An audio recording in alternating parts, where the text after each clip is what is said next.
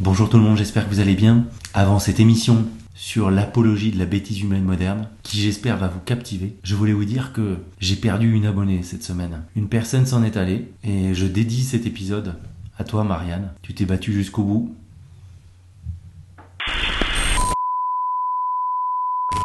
La bêtise. Ah, la bêtise, c'est terrible. Je fais mon métier, je divertis les gens tous les soirs et je leur parle d'actualité. Tu fais pas ton métier. Toi t'es une merde. Toi t'es une merde. Tu viens ici, tu fais le malin, t'es une merde. Si nous savons collectivement nous comporter de manière plus sobre et nous savons faire des économies d'énergie partout, alors il n'y aura pas de rationnement.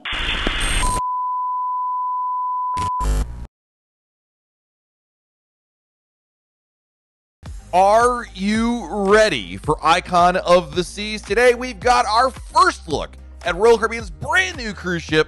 Here we go.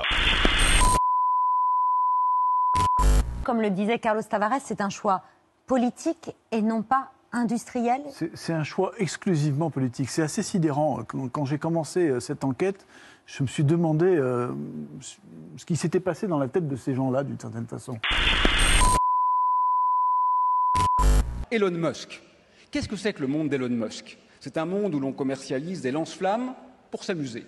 C'est un monde où l'on tente de faire croire qu'une automobile de plus de 2 tonnes qui emmène 500 kilos de batterie est un objet écologique. Je reconnais que c'est un peu gros, mais que voulez-vous, certains sont dupes. How dare you?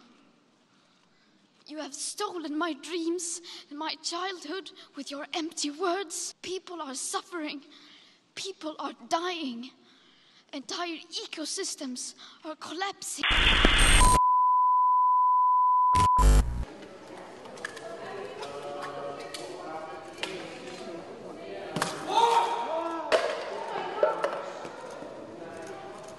Security. What is worth more, art or life?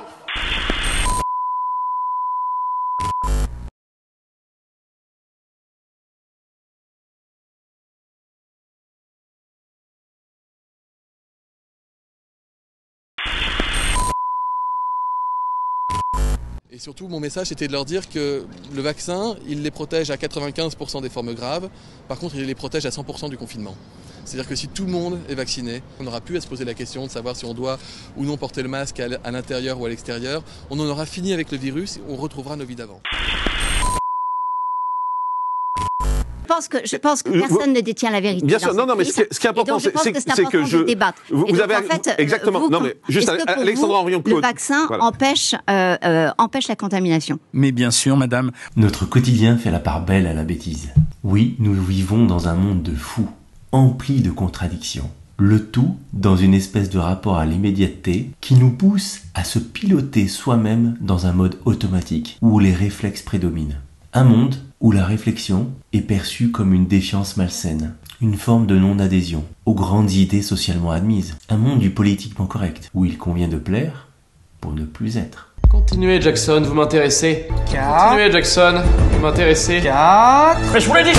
Nous n'interrogeons plus les questions. On voit quelque chose, on entend un truc dans un média, pour peu que ce soit répété, que la source semble crédible. Une personnalité politique, un médecin, un avocat, un climatologue. L'information se transforme au fur et à mesure en certitude. Une croyance fondée sur laquelle je peux me baser pour m'aider à évoluer dans ce monde devenu si complexe. D'ailleurs, on ne cherche plus, car notre cerveau, plus précisément notre système de pensée rapide, se nourrit d'évidences, de stéréotypes. Alors petite définition par le Robert de la bêtise humaine. Le Robert définit la bêtise comme un manque d'intelligence et de jugement.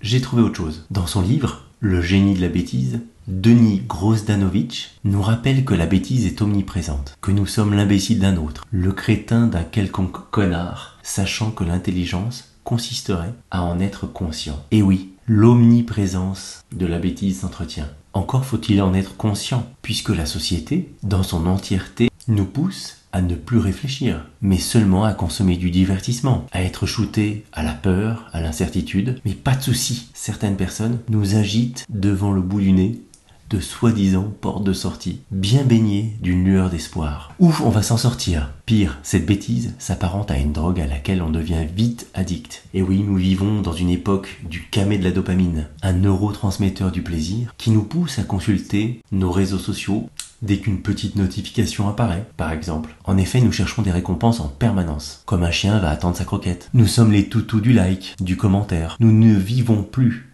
ici et maintenant, mais dans un autre univers. Je suis tombé sur un écrit de Marie-Agnès Souriau, professeure à l'université de Fairfield au Connecticut aux États-Unis. Elle rappelle que Montaigne, déjà, considérait la lucidité intellectuelle comme un élément empêchant le bonheur, puisqu'elle révèle nos limites, alors que l'ignorance, comme celle des bêtes, nous préserverait de bien des maux. Brel qui nous parle de la bêtise humaine, et croyez-moi, ça vaut le détour.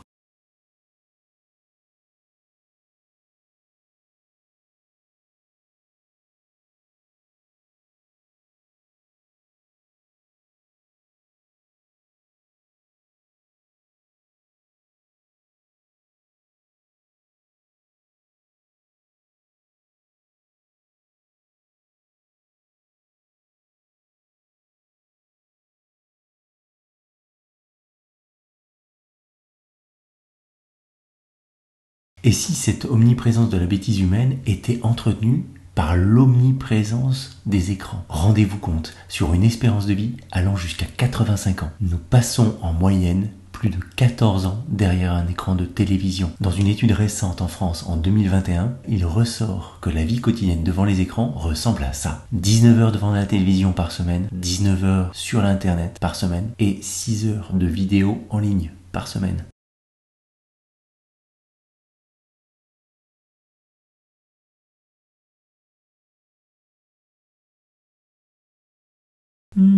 Ça fait pas mal d'heures tout ça. En effet, depuis la petite enfance, nous sommes nourris au biberon des écrans. Si on se réfère à une étude récente réalisée aux États-Unis par l'ONG Common Sense Media, que ce soit en 2017 ou en 2020, il apparaît que les enfants âgés de 2 à 4 ans passent environ 2h39 devant des écrans. Vous comprenez que cet environnement fait de répétitions, d'informations, d'idées, de comportements, de prescriptions en tout genre, va impacter fortement nos pensées, jugements et comportements lorsqu'on arrive à l'âge adulte. C'est comme si on vous prédispose quelque part à cette bêtise. Voilà, maintenant l'émission est terminée, j'espère que vous avez eu du plaisir. N'hésitez pas à vous abonner si le contenu vous a plu, à liker, à partager et à vous rendre sur le compte TikTok également. À bientôt.